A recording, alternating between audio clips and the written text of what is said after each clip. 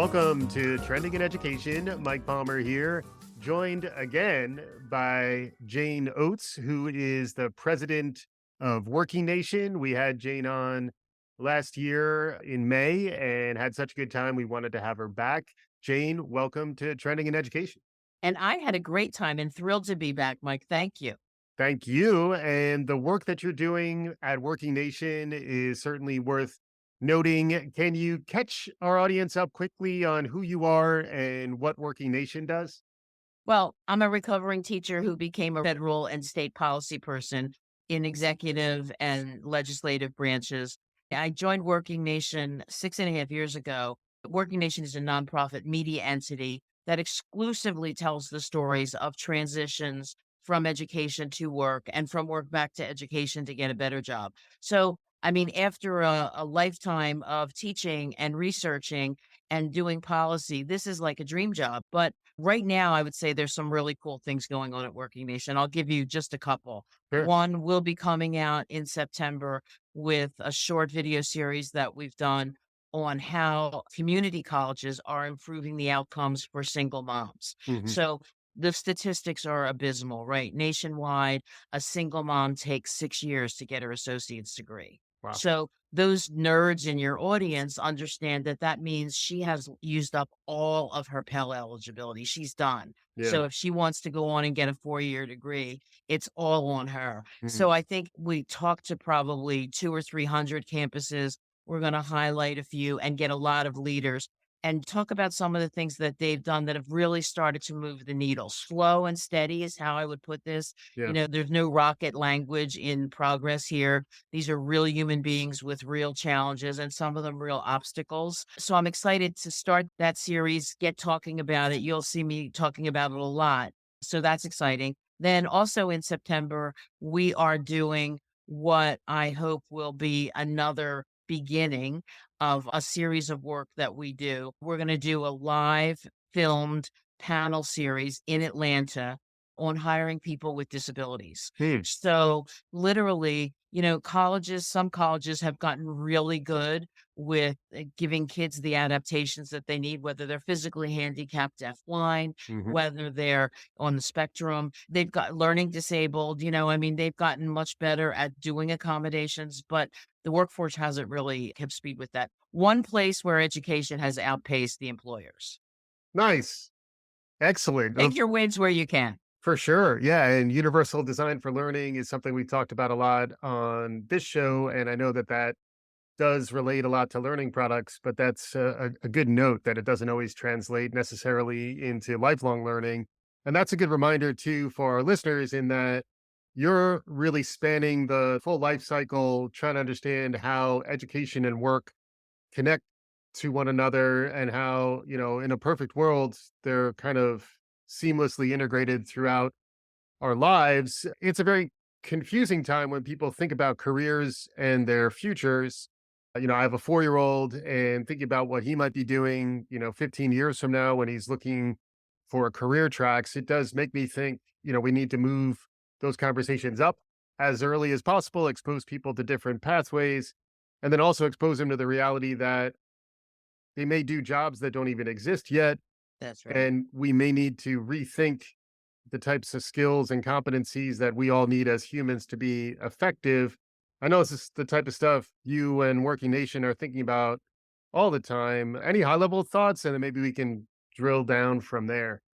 Yeah, I think something that you said sparked me when you said human skills. There are uniquely human skills, and those are always going to be the skills that are in high demand. Think, you know, eh, the simple ones, the Maslow order of thinking in terms of 2023, working with other people, sharing things your son's learning in pre-K, right? And, Yeah. and soon will learn in K, but also really that problem solving ability, those synthesizing and analyzing things. It's gonna take a long time for even the best generative AI to catch up with the human brain. So Right. I think all of those, the creativity end of it, I think the more we can embed those kinds of skills at every age, teach kids, unlike when I was growing up, teach kids that there's not one right answer. Mhm. That there There are lots of ways. 2 plus 2 is only 4 in base 10, Right. so make sure that kids know that they're not gonna get penalized for having the wrong answer. Their diverse answer might give us new pathways to vast new learning and, new opportunity. Yeah, it's interesting you mentioned generative AI, where pretty much every episode winds up going there. And if you're thinking about, you know, educating the broader workforce around what's happening out there, certainly artificial intelligence is top of mind for a lot of people. The interesting related point, and I think you were touching on it there, is like as AI picks up more skills, how does the human relate to that? It is a bit of a dance. And I Mhm. will throw out the Ginger Rogers quote, you have to dance better in heels walking backwards. I'm not sure. She did it backwards in heels, In right. heels, yes, and I'm not sure who's leading right now, but, like, we have to figure out how do we dance with this new technology, and it does feel like there are certainly minefields and blind alleys you don't wanna walk down, but it feels like from a workforce development perspective, the riskiest move right now would be stay away entirely. It feels like a level of engagement with this new and emerging toolkit is important. I know you think a lot about digital literacy and, skills gaps that are out there, but any thoughts on the right mindsets to kind of engage with the disruptions that we're seeing out there in the marketplace? Yeah, I mean, look, Mike, this is gonna be the biggest disruption we've ever seen, right? I mean, Mhm. and I think there's 2 ways to behave. It's to panic or to embrace it. Yeah. And I would say people that are in that panic mode should look back. Think of your first microwave oven, right? Yeah. You didn't make everything in the microwave. In fact, maybe it started with just popcorn. Right. But all of a sudden, the microwave oven was integrated into your kitchen practices. Right. The same thing with the cell phone. How many people told us nobody's ever going to use a cell phone? We're always going to have landlines. You know what I mean? Mhm. And then poor Motorola, nobody's ever going to use their phone to take pictures. Right. No, and you think about so I would really encourage everybody who isn't already to play with it. Mhm. I mean, whether it's a chat GPT or another language-based AI, maybe you want to use a machine learning based AI. I mean, Mhm. there's lots of opportunities out there, but I would say familiarize yourself with it so you're not afraid. I mean, we have learned as a nation to learn with technology, and it's certainly we would all agree that it's improved our learning ability. We used to have to go and get that whatever it was, 30 volume Encyclopedia Britannica to get an answer for what's the capital of Nigeria. You know Right. what I mean? Mhm. So the idea now that we can get that at our phone in 30 seconds, I mean, Mhm. it's Mhm. changed our lives. I think that with the right attitude and with the right learning, AI is going to be just as much of a power tool. I think that it could really revolutionize education. I mean, I think personalized learning is really possible if teachers embrace AI. Why should your kid do 30 problems adding without any carrying, simple addition? Why should they do 30 problems if they can prove they can do the 3 hardest problems on the page? That Right. just doesn't make sense to me that they should waste time. They should instead go on to problem solving and application. And I feel the same way about healthcare. I Mm. mean, I think AI is already Mhm. having an impact on healthcare. Think about it. If someone can really look at your genetic makeup and tell you at 30, Mhm. that you're more likely to have high blood pressure than not, Mhm. then you can start, reducing salt and exercising more and worrying about your weight and not wait until it hits you at 40 or 50, or God forbid you die of a stroke. You Right. know what I mean? So I think it's going to be a game changer and people should be a lot more optimistic about it, but you can't do that if you're ignorant to the possibilities. So you Mhm. should play with it. Yeah. The note about optimism is a real one too, where I think it's easy. The new season of Black Mirror is out, and I've barely watched the first episode because I feel like I'm living in Black Mirror. So I don't necessarily, things are dystopian enough outside my door. I'm actually seeking optimism and the courage to be hopeful about the future. That's where I do feel like these technologies come online just in time frequently to solve big problems. And if you look at the climate issues that we're facing on a global level, if you look at the crisis of civility that we're facing due to social media and just the absence of a genuine, common discourse that we can all engage in, like those are big, real problems that we're going to need to have smart people working on, but they're also going to have to be equipped with the right tools. I know you're also looking at the labor statistics and the fact that even as old jobs are going away, are being, we're losing jobs in certain sectors, certain things are becoming automated. At the same time, new jobs are emerging and new skills are needed to fill those jobs. Any way in which you can characterize that for our listeners to get a sense of where the new opportunities are emerging, or where the broader like labor marketplace is these days? Yeah, I mean, look, I was on a panel with I don't know whether you've had John Bailey on the show, but he's a great thinker. And we were on a panel and he said, everybody's freaking out that AI is going to take your job. AI is not going to take your job. People with AI skills are going to take your job. Yeah. So, I mean, I think that's the thing I would say first. But where do I see growth? Look, I think that there's real growth still in healthcare and education and gigantic shortages in terms of teachers and nurses. 2 years ago, if we were speaking, I would have said there's lots of opportunity outside of doctors and nurses in healthcare, but now the real need is in nursing staff. Mm, But I think that telehealth and human genome kinds of adaptations and applications are where the real interest is. So how do you prepare for that? You do better in biology and chemistry. And that doesn't mean, oh gosh, I'm 40, I didn't really take organic chemistry. It means go back and take a course online. right. Familiarize yourself with the stuff. Take a simple course in terminology so that you can really get in the game on those. I think they're tremendously growing fields. And I would say, I'm still a huge optimist on green.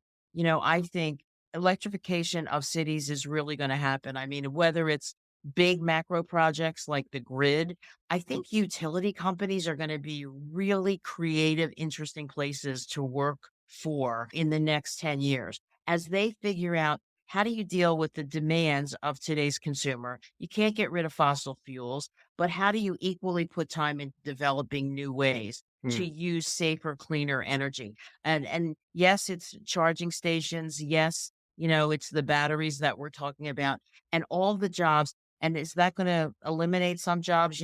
Maybe in 20 years, we're not going to need any diesel mechanics anymore, and they're all right. going to be electric engine mechanics. So, Right. what does that tell me? Start including electric vehicle repair in your diesel management classes. Right.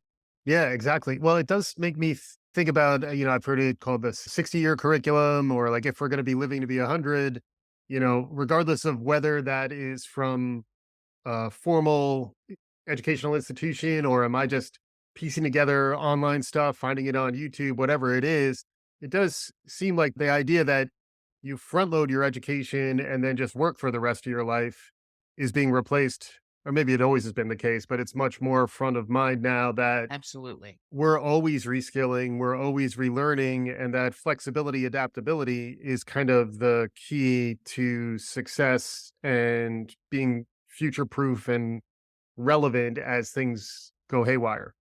That's right. And, I really, again, optimist because I love traditional higher ed. I think traditional higher ed is going to adapt because they understand that if they don't adapt, they're going to be out of business. Mhm. I mean, especially over the next 20 years, where unless something dramatic happens with immigration policy in our country, we have a declining birth rate, Right, right? right. So that means if there's fewer kids born this year than there were last year, there's going to be fewer kids graduating from high school for those years too. Mhm. So how do these colleges really pivot and take advantage of the gigantic need, whether it's, the 40 million Americans who have some college and no degree, do they Mm. bring them back in an easier way to complete their degree? Or do they at the same time, in addition to pivot to really being that just in time bite-sized learning that online education has been. And, as they're thinking about that, the online products are getting better and better. Right. There used to be a question about quality back in the old days when it was like work at your own pace. It was like, oh, who's measuring this and what employer lets you work at your own pace?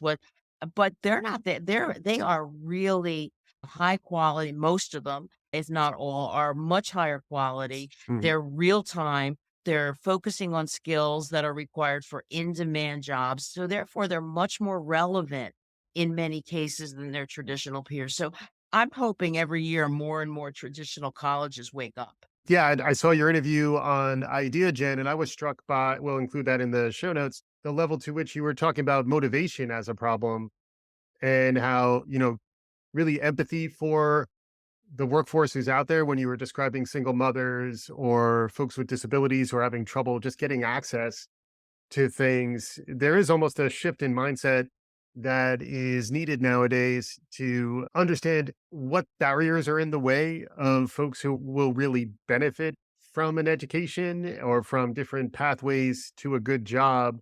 That does seem like a broader theme really across all of what Working Nation is doing, but can you expand on that a little bit? Yeah, I mean, and I think, our original Working Nation's original mission was to educate and inform both individuals, entities, and employers. But since COVID, I feel like motivation has become a much bigger part of it. A Mm, 62% labor market participation rate means 38% of the people in prime age. So that's 25 to 50. We're not talking about people 75 still working or people 15 getting into the workforce. We're talking about prime age adults. yeah. If 38% of them are sitting on the sidelines, again, I just don't believe that American people are lazy. I instead believe that they're depressed, that they're hopeless. They see this economy churning and changing and getting more complicated every day. Yeah. Jobs not being simple anymore. I mean, you don't just make change. You have to know how to take Apple Pay and Google Pay. And, Yeah. it's more and more complicated, even in very simple jobs. Yeah. And I think we have to let every one of those people know not only is there a place for them in the new economy, but we need them desperately. Mm, When JFK, going back to the 60s, decided that ask not what your country does for you, but what you do for your country. yeah. It was a real wake up call for many people to say that people aren't often asked.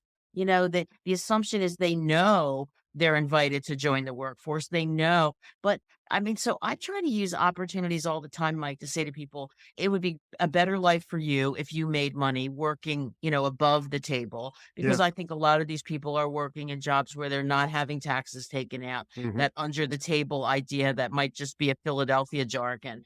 But, if you're not paying taxes, then you're not paying into Social Security. You have Mm, as small a safety net as it is for seniors, it is a safety net. yeah. If you're not paying into taxes, then you're completely at the whim of your employer. You have Mhm. no worker protection. You have no, you have nothing. You can't get workman's comp. You Right. can't get unemployment insurance. So, I mean, come out. Obviously, you're getting more cash in your hand because you're not getting those things taken out. But I think the long term benefits certainly outweigh the short term benefits in getting more money. You have some kind of professional security where Mhm. you don't have that if you're doing many of these jobs, because the first time somebody threatens to call you out for not being on the books, Yeah. then you're in trouble, right? Then Mhm. you're panicking. So everybody that's on here, if you can only do one thing after this podcast, every listener is to know somebody that thinks they can't get back in the workforce and help them get that confidence and motivation to get back in. Yeah. It does remind me also of the idea of the dignity of work and Oh, finding meaning in your life where, feeling that sense of pride. And to me, it does connect a little bit to the challenges to our civic sense of responsibility or connection. But there is the idea that if I am actually contributing somehow, it will make my life more meaningful and maybe looking more later in life. Any thoughts on what may happen to the aging side of the workforce? Because that is something I know you also think about, and it is an interesting time in that folks will be living longer, their nest eggs will need to be around longer, and it's likely that people are going to have to work later and later into their lives. If you can connect that to a sense of meaning, it can actually be a good thing. I'd love to get a little bit of your thoughts on this. Yeah, I mean, look, I think whenever I think about this, I think that there are two kinds of workers. One kind of worker, it's a very labor intensive job. You're on your feet a lot, you're Yes. lifting heavy equipment. And that can be anything from working in manufacturing to working in construction to working in home health care, right? Where you have to Hmm. lift patients. Yeah. So there is probably a shelf life on your skeletal structure, right? Right. I mean, Right. sometime your body's going to give out. But, I've talked to a lot of people in the construction sector and talked about how they could talk about their transferable skills and move in to a more sedentary or at least less physical job. Hmm. I mean, so that I can't go out and fish for tuna anymore because I can't pull in those nets. But what things about being my own boss, having my own fishing rig, being my own boss, being a plumber, what could I do next? And there are so many things. And I think this is a place where I think people underestimate the transition from the typical professional world to the nonprofit world. Mm. I have seen so many people, you brought up meaning and, finding meaning in work. You take the skills you learned, as a whatever, and you bring them into a nonprofit, bring all that knowledge and experience in and improve that nonprofit and see every day how that nonprofit is helping people help themselves. Mm. There's an organization in your hometown in New York, Robin Hood, who does that on a really scalable level. They bring in corporate mid managers and CEO kinds of, not CEOs probably, but CIOs and COOs as they're leaving the corporate world. They put them into the management positions. They train them for nonprofits. But I think you could do the same thing at any level Mhm. because nonprofits, first of all, they pay a decent wage in most places, and they pay quadruple that in meaning and Mm. payback in terms of, you know, am I making a difference in my community? Mhm. Yeah, and even just being able to tell a good story about yourself when it comes to your working life, which is another aspect of Working Nation that I've really enjoyed, where, it reminds me all the way back to Studs Terkel and, his working documentary, but the idea of just talk to people who are working about their jobs, and frequently it does turn into a conversation about meaning really kind of across the board, That's right. and that's, it's an important thing to think about. And it's also coming at a time where people are talking about work life blend and hybrid and home. And do I go to an office? Any thoughts on some of those awakenings that have happened over the last few years? Yeah, I mean, I think the most negative thing, the thing that's bothered me are some of the stories that have come out about workers themselves complaining about their peers who are working remotely not pulling their weight. Hmm. That kind of tension at a workplace for me is toxic, Yeah. right? I mean, I shouldn't be thinking you're not doing your job, particularly if I'm your peer and not your supervisor. Right. But look, I think if we want our cities, large and small, to come back, people have to come back to work, right? Right. Right. We have lost so many entrepreneurs, so many small business people. I live outside of Washington, D.C., you're in New York, but I see it in every town I go to, for lease signs. And I heard that amazing statistic that a large named bank sold, I'm sure you saw that, $1 billion in commercial mortgages to a hedge fund. Mhm. Well, I was like, "Well, what does that mean?" Like that Yeah. this is all bad news. So I've heard through the grapevine that President Biden is going to in September begin asking agencies to bring federal workers back Mm. at least for a partial time to have, a hybrid work environment, not a completely remote environment. I Yeah. think that's really brave Mm. and would be a great thing because your listeners might not realize they think, oh, yeah, you're saying that because you live in the DC area. But 5 out of every 6 federal workers work outside of the DC metro area. Mm. So, they're in every place you can imagine. You think about OSHA offices and you think about IRS offices and Yeah. billing centers and I mean, it's like they're everywhere. So if the federal government defines the new work environment as hybrid rather than totally remote, I think that will help a lot of private employers say to their people, look, we're going to come back into a hybrid environment because I'm quite sure all the rah rah we heard about productivity working totally remote is really true because if you notice, there were lots of stories about that as we came to the crescendo of COVID, not a lot recently. Right. And instead, a lot of people, kind of talking about productivity being down in general, not Mhm. blaming it on work style. So I think the new normal is going to be hybrid. I don't think there will be many people who work 5, 8-hour days in an Yeah, office. But I also think watch out for this in the coming year. What are you doing for those workers? What kind right. of benefit are you giving those workers who can't work remotely at all? Mhm. So have to, the nurses, the teachers, the construction workers who don't have that opportunity. What kind of benefit are employers going to give them? I think that's going to be the puzzle of 2024. Yeah, it's really interesting when you touch on the risks of being in a toxic culture. It does feel like a lot of people are now making choices to not engage in workplace lifestyles that they really don't find nourishing, don't find, sort of moving them in the right direction. It does seem like we are in a new era of employee empowerment, which I think is somewhat, again, hopeful, optimistic. We're getting close to time here, Jane. Love to have you back on. You're two-thirds of your way to a refrigerator magnet. So I do I'm back. envision, yeah, I'm envisioning a third piece to the trilogy. But before we let you go, I'd love to hear any concluding thoughts, anything we didn't touch on that's really capturing your imagination. You want to make sure our listeners hear before they head back to the rest of their lives. I mean, your listeners are probably already doing this, but to everybody, I would just say, take a course, learn something new, continue to push yourself. I'm probably as old or older than your viewers, and it's never, never, never time to stop learning. Great stuff with Jane Oates, the president of Working Nation. You can find what they've got going on at workingnation.com. We'll include a link in the show notes. Jane, always a pleasure to have you on. Thanks again for joining. Thank you, Mike.